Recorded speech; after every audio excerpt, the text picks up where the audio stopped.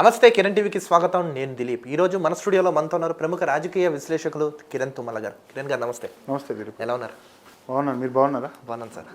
రీసెంట్గా ఆంధ్రప్రదేశ్ రాష్ట్ర మాజీ ముఖ్యమంత్రి వైఎస్ జగన్మోహన్ రెడ్డి గారి పుట్టినరోజు సందర్భంగా ఉభయ తెలుగు రాష్ట్రాల్లో వేడుకలు అనేది బాగానే చేశారు. మనం కూడా ఇక్కడ తెలంగాణలో కూడా చూసుకున్నాం, హైదరాబాద్లో కుక్కట్పల్లి ఇక్కడ కూడా కొంతమంది చేశారు, బాగానే ఉంది. కానీ ఆంధ్రప్రదేశ్లో సత్యసాయి జిల్లాలో ఒక చాలా ఓవర్గా రియాక్ట్ అయ్యారనే వార్త అనేది బయటకు వచ్చింది. గర్భిణి అని చూడకుండా ఇష్టాన్ రీతిలో ఒక వైసీపీకి సంబంధించిన ఒక కార్యకర్త చాలా రాక్షసుల్లాగా ప్రవర్తించిన వార్త అయితే వచ్చింది. అసలు ఇది ఇలాంటి ఘటనలు ఎలా చూడాలి? అసలు ఎందుకు ఇలా వీళ్ళు ఎవరిని చూసి చచ్చిపోతున్నారు? అసలు ఏం జరిగిందంటారు?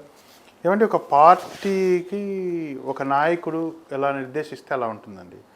సపోజ్ ఒక బర్త్డే ఉందనుకోండి, నువ్వు వెళ్ళి అనాథ శరణాలకి వెళ్ళి ఆ నాయకుడు పైన భోజనాలు పెట్టించు, ఫ్రూట్స్ పంచు, చాక్లెట్స్ పంచు, కేక్ కట్ చేయి, సమాజ సేవ చేయి. మీ నాయకుడు బర్త్డేకి నువ్వేం చేయాలి?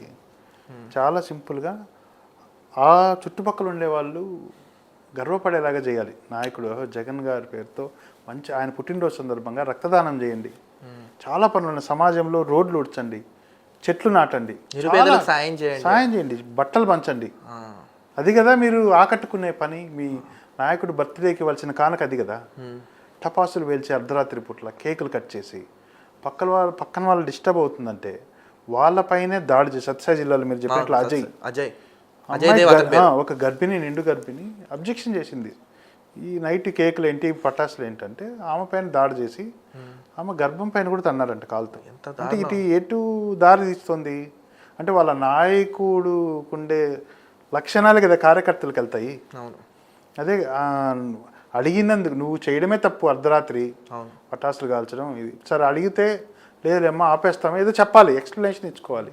నువ్వు ఎదురుదాడి చేస్తే ఆ పార్టీ ఏం సందేశం ఇస్తున్నావు? నువ్వు మీ నాయకుడి బర్త్డేకే నువ్వు ఇలా చేస్తే మిగిలిన రోజుల్లో ఎలా ఉంటారు మీరు? ఇంకో టైంలో కూడా బహిరంగంగా బలిచ్చి ఆ రక్తంతో ఆ ఫోటోకు, జగన్ గారి ఫోటోకు రక్తాభిషేకం చేశారు, తిలకాభిషేకం చేశారు. చాలా అది జగన్ గారికి చేసినా ఎవరు చేసినా అది చేయకూడదు, చాలా తప్పది. మూగజీ వాళ్ళని బలిచ్చి బహిరంగ ప్రదేశాల్లో అలా చేస్తుంటే ఎంత రాక్షస మనస్తత్వం అది. ఇంకొన్ని చోట్ల ఈస్ట్ వెస్ట్ గోదావరి ఇంకొన్ని చోట్ల చాలా అసభ్యకరమైన పోస్టర్లు వేసారు. రప్ప నరుకుతాం, చంపుతాం, ఇంకా మనం ఉచ్చరించలేని భాషను పోస్టర్లుగా వేసి ఇచ్చేశారు. దానికి పోలీస్ శాఖ ఇమీడియట్గా స్పందించింది. అంటే ఇది రౌడీ రాజ్యాన్ని, ఇప్పుడు సామాన్యులు ఉంటారండి, లైట్ మైండెడ్ పీపుల్ ఉంటారు, అలాంటి పోస్టర్లు చూస్తే అసలు మనం ఎక్కడున్నాం వాళ్ళకి భయం కలుగుతున్నా లేదు. చాలా మంది స్కూల్ పిల్లలు ఉంటారు, వృద్ధులు ఉంటారు. నువ్వు ఏం సందేహం అలాంటి పోస్టర్లు ఇస్తే ఆ ఏరియా వైసీపీ నాయకులు ఏం చేస్తున్నారండి? ఆ పోస్టర్ల తప్పది కనిపించదు వాళ్ళకి.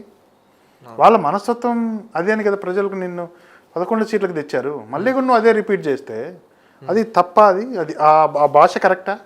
బహిరంగంగా వేయడం ఆ భాషను నువ్వు మాట్లాడే భాషను మాట్లాడుతున్నావు ఆల్రెడీ మైకుల మీదకి వచ్చి దాన్ని పోస్టర్లుగా వేసి మూగజీలాలను బలిచ్చి రక్తాభిషేకాలు చేసి అడిగిన వాళ్ళను, మహిళలను చూడకుండా, వృద్ధులను చూడకుండా, గర్భవతులను చూడకుండా నువ్వు తన్ని ఎదురుదాలు చేస్తే నీ పార్టీ ఏం సందేశం ఇస్తున్నావు? నువ్వు ఏం చెప్పదలుచుకున్నావు అసలు? సాక్షాత్ అయినా రపరప ముఖ్యమంత్రి నువ్వే సందేశం ఇస్తే, రపరప అంటే తప్పేంటి అని నువ్వే ఇస్తే నీ కార్యకర్తలు ఎలా తయారవుతారు?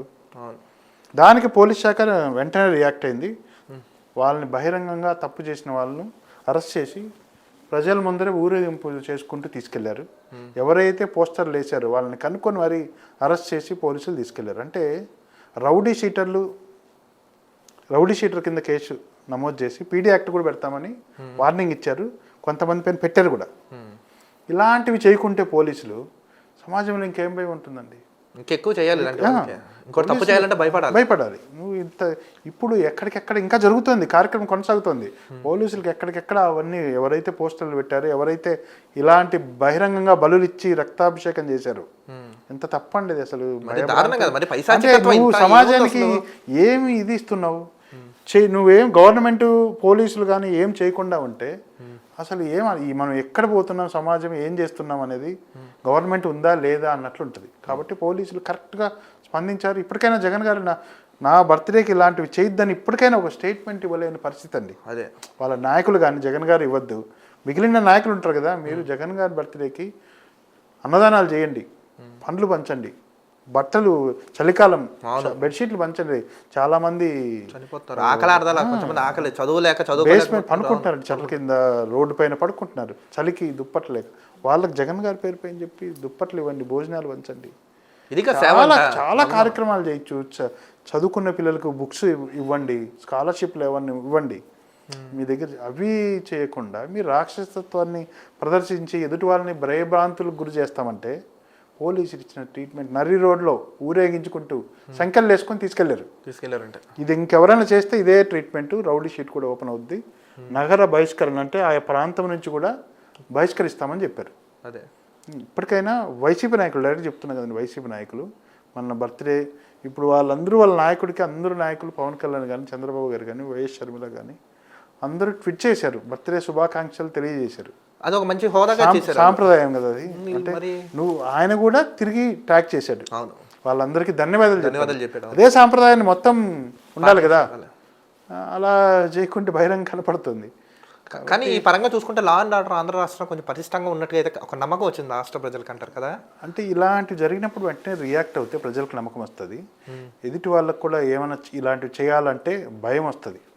ఫస్ట్ సమాజంలో తప్పు చేస్తే ఇలాంటి శిక్షలు ఉంటాయని కూడా తెలియాలి. శిక్షలు అంటే మామూలుగా కార్లో ఎక్కించుకొని తీసుకెళ్ళి స్టేషన్లో వేస్తే కాదు, అది బయలు తీసుకొని వస్తాం అనుకుంటారు. బహిరంగంగా అందరికీ తెలిసేలాగా ఇట్లా ఉంటుందని నడి రోడ్డు పైన తీసుకెళ్ళిపోయారు, సంఖ్యలు వేసుకెళ్ళి అన్ని చోట్ల. కాబట్టి ఇప్పటికైనా ఆ పార్టీ వాళ్ళు కానీ ఏ పార్టీ వాళ్ళైనా ఇలాంటి సంఘటనలు, పోలీసులు ఇలాంటివి ఎగ్జాంపుల్గా మరికొన్ని చేయాలి. ఇంకా కొన్ని అసాంఘిక శక్తులు రాజ్యం వెళ్తున్నాయి, సామాన్య ప్రజలు, రైట్ మైండెడ్ పీపుల్ ఇలాంటివి చూసి ఎవరికి చెప్పుకోలేక, అంటే బహిరంగంగా కనిపిస్తున్నా కూడా ఎవరు రియాక్ట్ కాకుంటే ఎవరు చెప్పుకుంటారు అంతే. కాబట్టి నిన్న పోలీసులు చేసిన ట్రీట్మెంట్ సూపర్. నెక్స్ట్ టైం కూడా ఇలాగే ఇంకా చాలా ఉన్నాయి, ఇలాంటివే ప్రజలకు తెలిసేలాగా, స్వార్థపరులు కదా గుండాలకు వాళ్ళకి భయం కలిగించేలాగా ఉక్కుపాదంతో పోలీసులను చేయాలండి. కానీ ఒక విషయం ఏంటంటే, దీని మీద జగన్మోహన్ రెడ్డి గారు ప్రెస్ మీట్లో కనీసం ఆయన ఒక మంచి మాట చెప్పుంటే ఆయన బాగుండేది, ఆయన కూడా మాట్లాడలేదంటే ఇదే ఆశ్చర్యంగా ఉంది. డే 1 నుంచి జగన్మోహన్ రెడ్డి గారు ప్రెస్ మీట్లో ఆయన మాత్రమే కనిపిస్తారు. ఆయన ముందర ప్రెస్ మీట్లో ఎవరున్నారు, లేకపోతే వాళ్ళ మనుషుల ఎవరో ప్రెస్ కూడా తెలియదు. మిగిలిన నాయకులు చూస్తే ప్రెస్ అందరూ కనపడుతుంటారు, ఈయన ఓన్లీ ఫ్రేమ్ కనపడుతుంటుంది. అది ఎవరితో మాట్లాడుతున్నాడు, వాళ్ళ మనుషులు ఆయన ముందర కూర్చున్నారా, లేకపోతే ఒరిజినల్ ప్రెస్ వాళ్ళు కూర్చున్నారనేది మనకు తెలియదండి. ప్రెస్ మీట్ అంటే అంత మన కేసీఆర్ గారు ప్రెస్ మీట్ పెట్టారు, చంద్రబాబు నాయుడు గారు ప్రెస్ మీట్లు పెడుతుంటారు, రేవంత్ రెడ్డి గారు ప్రెస్ మీట్లు పెడుతుంటారు, అందరూ పెడుతుంటారు. అందరూ బహిరంగంగా ప్రెస్ మీట్ అంటే అక్కడ విలేకరు పత్రికా సోదరులు కూర్చుంటారు, ఇక్కడ వీళ్ళు కూర్చుంటారు, ఏ క్వశ్చన్ అయినా అడుగుతారు. కానీ ఒక్క జగన్ గారి ప్రెస్ మీట్ డిఫరెంట్గా ఉంటుంది, ఆయన తప్ప ఎవరు కనిపించారు. ఏవో వాయిస్లు వినపడతా ఉంటాయి, క్వశ్చన్స్, నాకు టైం లేదని చెప్పి లాస్ట్లో ఆయన వెళ్ళిపోతుంటాడు. అంటే ఈయనకు స్క్రిప్టెడ్ క్వశ్చన్స్ ఉంటాయి అంతే, ఈయన ఏమైనా ఆన్సర్ చెప్పచ్చు అన్నట్లు ఉంటుంది. ఇప్పటికైనా ప్రజాస్వామ్యంలో ఎక్కువ రోజులు కొనసాగాలి, ప్రజా జీవితంలో ఉండాలనుకుంటే నాయకుడు అన్నవాడు ప్రజలకు ప్రజారంజకంగా ప్రజలకు ఇష్టమైన రీతిలో ప్రవర్తించాలి. కానీ నా ఇష్టం నేను చెప్పినట్లు ప్రజలు ఉండాలి, ఎవరైనా ప్లస్ పోలీసులు కూడా ఉండాలి, న్యాయ వ్యవస్థ కూడా నేను చెప్పినట్లు ఉండాలని ఎప్పుడైతే రాజకీయ నాయకుడు ఉంటే కాలగర్భంలో కలిసిపోవడం మనం ఎంతోమందిని చూసాం. నియంత పోకడలు ఉంటే ఎప్పటికైనా తాత్కాలికంగా మంచివాడు ఎప్పుడు కొన్ని రోజులు ఓడిపోవచ్చు కానీ ఓ రోజు గెలుస్తాడు, చెడ్డవాడు తాత్కాలికంగా సుఖపడతాడు, తర్వాత జీవితాంతం ఇదే. కానీ ఇప్పుడు పోలీసులు ఏదైతే ఇప్పుడు వాళ్ళు తీసుకున్న యాక్షన్ ఉందో, ఇది ఇకపై అయినా అందరూ ఒళ్ళు దగ్గర పెట్టుకుని ఇలాంటి చేయాలండి. ఎందుకంటే తోలు మందం ఉండే వాళ్ళకి ఏం చేస్తాం మనం, మంచిగా చెప్తే విన్న వాళ్ళకి బహిరంగ పోలీసుల దగ్గర చాలా ఇలాంటివి చాలా ఉంటాయి. ప్రజలకు కనపడేలా చేస్తే, ఒకరికి చేస్తే ఇంక 10 మంది కార్యక్రమాలు చేయకుండా ఉంటారు. చాలా ధన్యవాదాలండి. Thank you.